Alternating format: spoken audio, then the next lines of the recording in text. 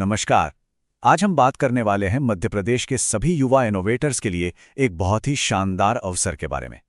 अगर किसी के मन में कोई अनोखा आइडिया है तो उसे दुनिया के सामने लाने का ये एक बेहतरीन मौका हो सकता है। तो चलिए इसके बारे में सब कुछ जानते हैं।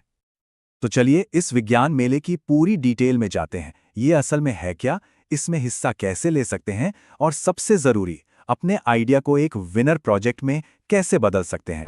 तो सबसे पहले बात करते हैं ऑफिशियल अनाउंसमेंट की। इससे हमें यह समझने में मदद मिलेगी कि इस बड़े इवेंट का असली मकसद क्या है।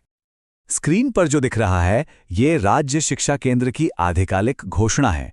ये 2025-26 सेशन के लिए राज्य स्तरीय विज्ञान, गणित, पर्यावरण और सामाजिक विज्ञान प्रदर्शनी का आयोजन है। हाँ, तो ये मौका खास तौर पर क्लास 6 से 8 तक के स्टूडेंट्स के लिए है, जहां वे अपने इनोवेटिव मॉडल्स और प्रोजेक्ट्स बनाकर पेश कर सकते हैं। मतलब सीखने का एक बहुत ही प्रैक्टिकल तरीका। चलिए अब आते हैं सबसे मजेदार हिस्से पर, यानी कि प्रोजेक्ट के विषय क्या-क्या हैं। देखते हैं कि स्टूडेंट्स किन-किन टॉपिक्स पर अपने आइडियाज को एक शक्ल दे सकते हैं। इस साल की जो मेन थीम रखी गई है वो है विकसित और आत्मनिर्भर भारत के लिए स्टेम। इसका सीधा सा मतलब है कि प्रोजेक्ट साइंस, टेक्नोलॉजी, इंजीनियरिंग और मैथ्स पर आधारित होने चाहिए, जो देश को आगे बढ़ाने में मदद करें। अच्छा, साइंस के अंदर ना 7 बहुत ही कमाल के और ज़रूरी सब थीम्स दिए गए हैं। इनमें सस्टेनेबल एग्रीकल्चर और ग्रीन एनर्जी जैसे पर्यावरण से जुड़े विषय हैं, टेक्नोलॉजी से जुड़े टॉपिक्स हैं, और तो और हेल्थ और मनोरंजक गणितीय मॉडलिंग जैसे क्रिएटिव ऑप्शन भी हैं। अब अगर सोशल साइंस की बात करें तो यहाँ भी बहुत ही इंटरेस्टिंग ऑप्शंस हैं, जैसे कि नॉर्थ ईस्ट इंडिया की स्टडी, भारत की कल्चरल डाइवर्सिटी पर प्रोजेक्ट, या फिर सोलर सिस्टम, ग्रहण और पृथ्वी की गति जैसे टॉपिक्स पर वर्किंग मॉडल बनाना। इसके अलावा स्थानीय फसलों और इंडस्ट्रीज पर मैप भी तैयार किए जा सकते हैं। तो सवाल ये उठता है कि किसी भी आइडिया को स्कूल लेवल से स्टेट लेवल तक ले जाने का सफर कैसा होगा। आइए इस पूरी यात्रा के हर एक कदम को समझते हैं। तो ये पूरा सफर शुरू होगा दिसंबर 2025 में स्कूल लेवल से। इसके बाद ये जाएगा जन शिक्षा केंद्र यानी क्लस्टर लेवल, फिर ब्लॉक, जिला और जोनल लेवल तक। हर स्टेज पर जीतने वाले पार्टिसिपेंट्स अगले राउंड में जाएंगे और आखिर में स्टेट लेवल की तारीख अनाउंस की जाएगी। अब कुछ प्रैक्टिकल चीजों पर बात करते हैं। नियम क्या है और जरूरी है कि सिलेक्शन होगा कैसे। देखिए, ये एक तरह की फिल्टरिंग प्रोसेस है। हर लेवल पर साइंस और सोशल साइंस दोनों कैटेगरीज से 2-2 बेस्ट मॉडल्स को अगले लेवल के लिए चुना जाएगा। इसी तरह सबसे बेहतरीन प्रोजेक्ट्स ही आगे बढ़ेंगे।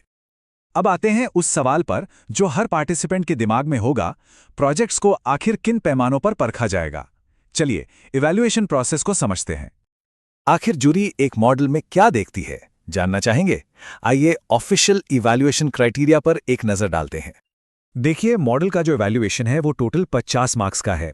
इसमें आइडिया कितना ओरिजिनल है, इको फ्रेंडली मटेरियल का इस्तेमाल हुआ है या नहीं, और भाषा कितनी सरल है, इन सब पर 5-5 नंबर हैं। मतलब एक नया आइडिया और आसान भाषा में दी गई जानकारी अच्छे नंबर दिला सकती है। साथ ही मॉडल नॉलेज और फैक्ट्स पर बेस्ड होना चाहिए और मुश्किल कॉन्सेप्ट्स को आसानी से समझाना चाहिए। हाँ, और एक बात और, इन मेन क्राइटेरिया के अलावा ज्यूरी ये भी देखेगी कि मॉडल बनाने में ज़्यादा खर्चा तो नहीं आया, उसे बनाने में कितना टाइम लगा, और क्या वो कम समय में ज़्यादा जानकारी दे पा रहा है। तो सिंप्लिसिटी और इफेक्टिवनेस बहुत ज़रूरी हैं। लेकिन रुकिए, बात सिर्फ मॉडल्स तक ही सीमित नहीं है। सोशल साइंस के तहत छोटे नाटक यानी लघु नाटिका भी शामिल हैं। तो चलिए देखते हैं कि उन्हें कैसे जज किया जाएगा। यहाँ भी मार्किंग 50 नंबर की ही है। इसमें कॉस्ट्यूम्स कैसी हैं, स्क्रिप्ट कितनी असरदार है और कैरेक्टर्स के बीच कोऑर्डिनेशन कैसा है, इस पर 10-10 नंबर हैं। लेकिन सबसे ज्यादा वेटेज 20 नंबर एक्टिंग, डायलॉग्स और इमोशंस पर है। तो आखिर में ये मेला सिर्फ एक कंपटीशन नहीं है, ये एक मौका है अपनी जिज्ञासा को, अपनी क्यूरियोसिटी को एक क्रिएशन में बदलने का।